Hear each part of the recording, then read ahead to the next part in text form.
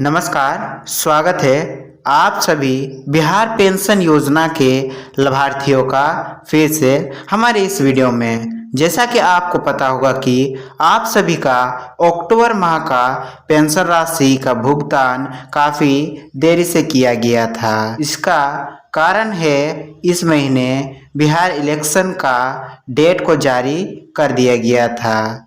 तो क्या नवंबर महीने का किस्त भी आप सभी को लेट में देखने को मिलेगा या फिर आपका जो पेंशन राशि को बढ़ा करके सीधे इलेक्शन के रिजल्ट के बाद ही देखने को मिलेगा?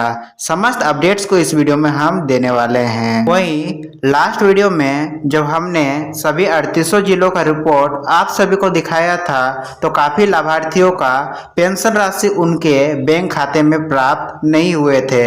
अभी आज भी हम आप सभी को 3800 जिलों का रिपोर्ट दिखाने वाले हैं और आपके जितने भी पेंशन योजनाएं हैं जो बिहार सरकार द्वारा संचालित किए जाते हैं सभी का वर्तमान में अक्टूबर किस्त क्या सभी के खाते में रिसीव हो पाया है और क्या नवंबर किस्त सभी के खाते में आ पाएगा या फिर इलेक्शन के वजह से काफ़ी लाभार्थियों का पेंशन राशि रुक भी सकता है। वृद्धा, विधवा, दिव्यांग पेंशन से संबंधित समस्त अपडेट्स को हम देने वाले हैं। वीडियो में अंत तक जुड़े रहिएगा क्योंकि कई ऐसे महत्वपूर्ण अपडेट्स है जो बिहार इलेक्शन के वजह से पेंशन योजनाओं में बड़े बड़े बदलाव किए जा सकते हैं और इन बदलाव के बारे में आप सभी को जानना बहुत ही ज़्यादा जरूरी है ताकि आपको भी आपका नवंबर किस्त समय पर मिल पाए। यदि पेंशन राशि को बढ़ा करके दिया जाएगा तो आपको भी आपका पेंशन राशि बिना रुके आपके खाते में रिसीव हो पाएगा। तो चलिए हम वीडियो को तुरंत फटाफट शुरू कर लेते हैं। तो देखिए, बिहार राज्य सामाजिक सुरक्षा पेंशन योजना के अंतर्गत ये 3 पेंशन योजनाएं संचालित किए जाते हैं जिसमें वृद्धा पेंशन, विधवा पेंशन और दिव्यांग पेंशन ये तीनों ही पेंशन योजनाएं हैं और ये तीनों ही पेंशन योजनाएं MBBY, LSSPS और BDPS ये बिहार राज्य के मुख्यमंत्री द्वारा ही संचालित किया जाता है। और वहीं दूसरा पेंशन योजना है बिहार इंदिरा गांधी पेंशन योजना।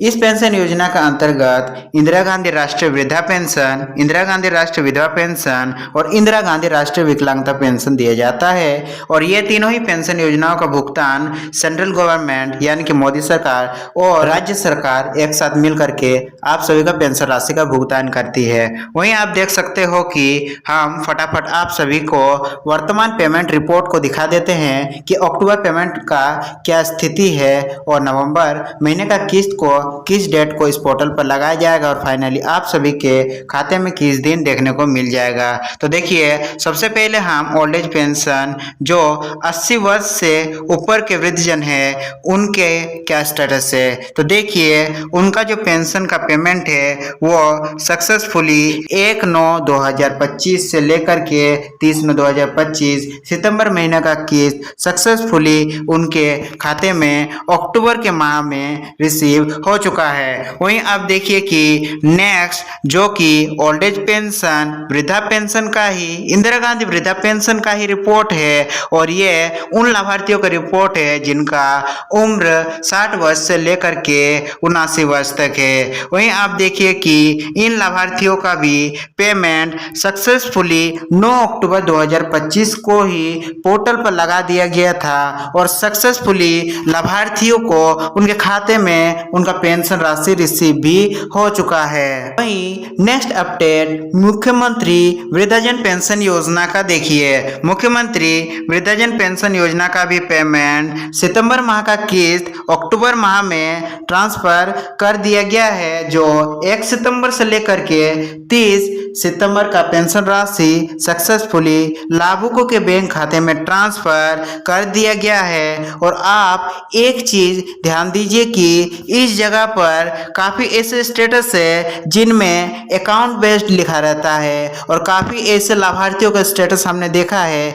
जिनका आधार बेस्ड लिखा रहता है। जिनका भी अकाउंट बेस्ड शो कर रहा है उनके डायरेक्ट अकाउंट नंबर पर भेजा जाता है, जिनका भी आधार बेस्ड शो कर रहा है यानी कि उनका डीबीटी से खाता लिंक है और उनको डायरेक्ट आधार संख्या पर उनका पेंशन राशि का का भुगतान किया जा रहा है। तो जिन भी लाभार्थियों का आधार डीबीटी से चालू नहीं है, उनका बैंक खाता में डीबीटी इनेबल नहीं है, तो उनका पेंशन राशि को जल्द ही निष्क्रिय किया जाएगा और जल्द ही आपका पेंशन भुगतान भी रोक दिया जा सकता है। तो जल्दी आप अपने बैंक में संपर्क करके अपना डीबीटी को चालू करवा सकते हैं, ताकि ये जो स्टेटस है अकाउंट बेस्ड वाला वो आधार बेस्ड में परिवर्तित हो सके और आपका भी पेंशन राशि आपके आधार नंबर पर आ सके। नेक्स्ट देखिए इंदिरा गांधी दिव्यांग पेंशन योजना का रिपोर्ट। इंदिरा गांधी दिव्यांग पेंशन योजना का भी भुगतान 1 सितंबर से लेकर के 9 सितंबर का जो राशि है वो सक्सेसफुली 10 अक्टूबर को लाभार्थियों के खाते में ट्रांसफर कर दिया गया था और ये पेंशन राशि 15 अक्टूबर तक लाभार्थियों को प्राप्त हो रहा था। सक्सेसफुली लगा दिया गया है और वहीं देख सकते हैं कि इस स्टेटस पर दिखाया जा रहा है आधार बेस्ड, यानी कि इन लाभार्थियों का भुगतान आधार नंबर जरिए, यानी कि इनका डीबीटी सक्सेसफुली इनेबल है। इसी प्रकार से यदि आपका भी स्टेटस अकाउंट बेस्ड शो कर रहा है तो जल्दी डीबीटी चालू करवा के आपको भी आधार बेस्ड करवा लेना है। वहीं आप देखिए कि नेक्स्ट बीडीपीएस यानी कि राज्य सरकार का अपना दिव्यांग पेंशन योजना का क्या अपडेट है। तो दिव्यांग पेंशन योजना का भी राशि सक्सेसफुली पोर्टल पर लगा दिया गया था और लाभार्थियों को भी सक्सेसफुली उनके बैंक खाते में प्राप्त हो चुका है। वहीं आप देखिए कि इंदिरा गांधी विधवा पेंशन योजना का पेमेंट भी सक्सेसफुली जो 9वां महीने का किस्त यानी कि सितंबर महीने का किस्त 1 सितंबर से लेकर के 30 सितंबर तक का किस्त अक्टूबर महीने में सक्सेसफुली लाभार्थियों के खाते में ट्रांसफर कर दिया गया है। वहीं आप देखिए कि LSSPS यानी कि लक्ष्मीबाई सामाजिक सुरक्षा पेंशन योजना का भी पेमेंट सक्सेसफुली लाभार्थियों के खाते में अक्टूबर माह में रिसीव हो चुका है। यदि आपको अभी तक आपका पेंशन राशि प्राप्त नहीं हुआ है अक्टूबर माह का किस्त, तो आप सभी को आपका नवंबर महीने का किस्त के साथ जोड़ के एक ही साथ 2 माह का किस्त को भुगतान किया जाएगा। और यदि आपका 3-4 महीने से ज़्यादा से पेंशन राशि का भुगतान नहीं किया गया है तो जल्द ही अपने पेंशन योजना में सुधार करवाइए। यदि बैंक खाता में कोई भी दिक्कत है तो बैंक जाइए और खाते में भी सुधार करवा लीजिए, क्योंकि अभी इलेक्शंस चलने वाले हैं और इलेक्शंस के बाद जिनका भी सरकार बनता है तो उनके वादे के मुताबिक आपको आपका पेंशन राशि बढ़ा करके दिया जाएगा।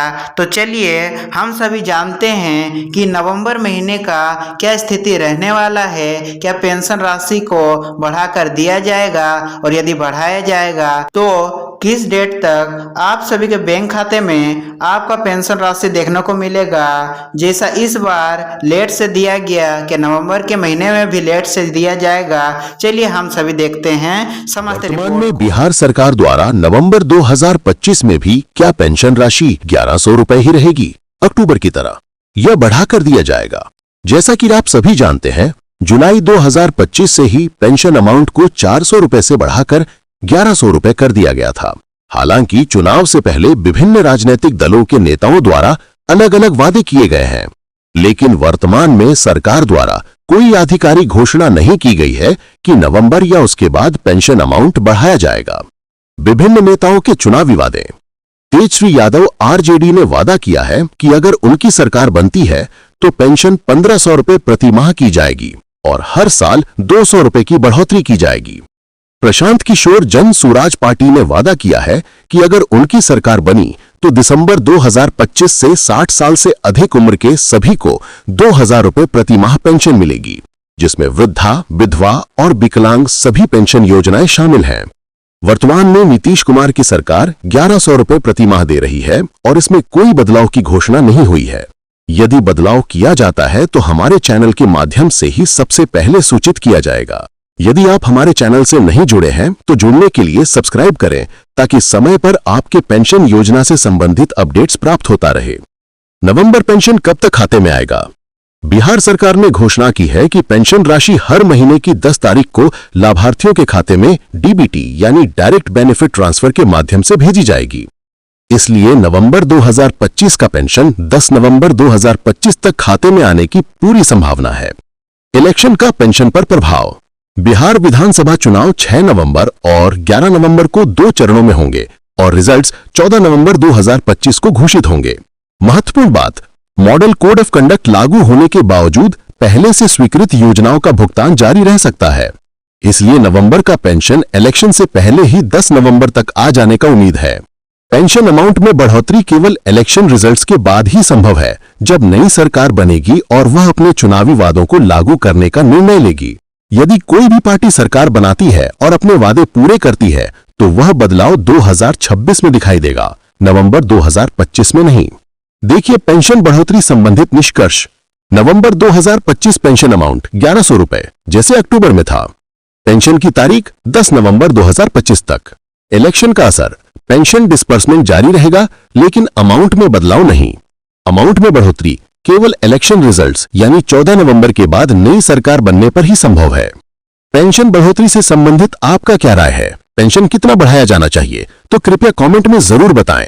हम मिलेंगे आप सभी से नेक्स्ट वीडियो में। तब तक के लिए आप सभी का दिन शुभ हो। धन्यवाद।